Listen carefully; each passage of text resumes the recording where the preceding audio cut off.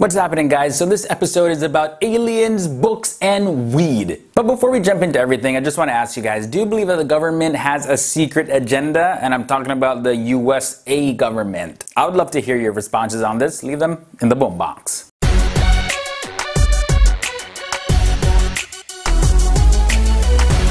So the most conclusive evidence that aliens do exist has surfaced. These are the unseen photos from the 1947 Roswell UFO crash. Now, fans of aliens and sci-fi, they're preparing for a big reveal because it's a highly contested situation. These Roswell slides are set to go on show for the first time. The photographs were reportedly snapped by a geologist by the name of Bernard Ray, and it shows the remains of an alien found dead in New Mexico. Now, until now, the incident has been widely considered fake despite dozens of testimonies. But one UFO investigator by the name of Anthony Bragalia, he's been trying to prove that this is real for years. Now, I believe that there's three sides to this coin. Either it is a life form from another planet, or it could be some sort of mutation, because if you've been watching FTD News long enough, you'll see that there's people born with like 6 legs and 10 eyes and hippopotamus-sized heads. Exaggerating a little bit, but you get the point. Also, these mutations could be caused by mad scientists experimenting on people. You know, the Nazis trying to make the superhuman race. Maybe it backfired a little bit. Or it could just be fake. Somehow my conspiracy theorist cap, not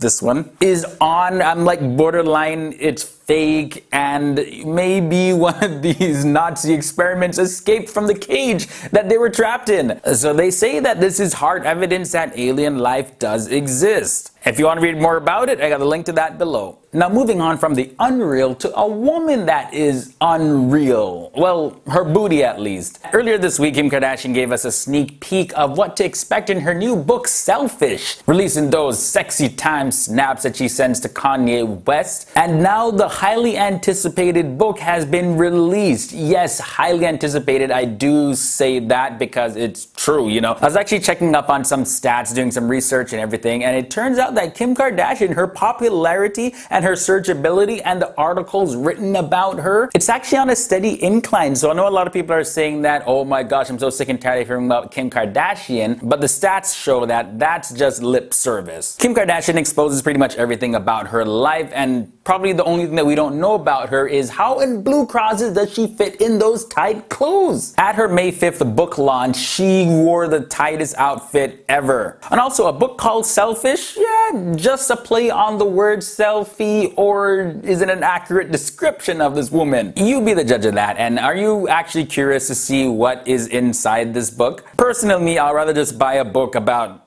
selling fish. I'm just saying, people. Now there's a new law that allows children to bring cannabis to school. Now this law has been passed despite fierce opposition from anti-drug campaigners. Parents can now come into school and give their children marijuana patches after getting a doctor's approval. The bill was debated in Colorado, where using marijuana is legal but is banned in the classroom. Students that don't follow these rules can be thrown into jail for 8 years. Now this is such a gray area. You know, they say that there's 50 shades of gray, but this is like the second last shade. Because even if you are a marijuana supporter, aren't you a little bit worried about where this might lead? Like, put the whole medical usage of marijuana aside. Now you're bringing it into the classroom. Kids do dumb things. Also adults too, but I'm just talking about kids right now. Of course, there's other more harmful substances than marijuana, but I feel sometimes that the people that are pushing to have marijuana legalized everywhere are just pushing it for the sake of pushing. It's one thing to have it legal and regulated in society,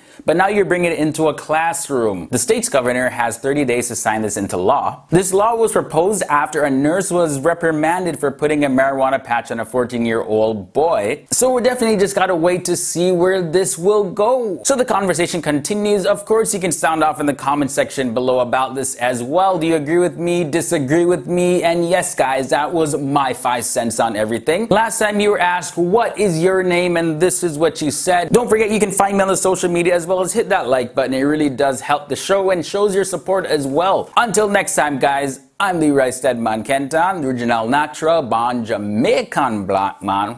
Boom. I'm out. I'm gonna go sell some fish.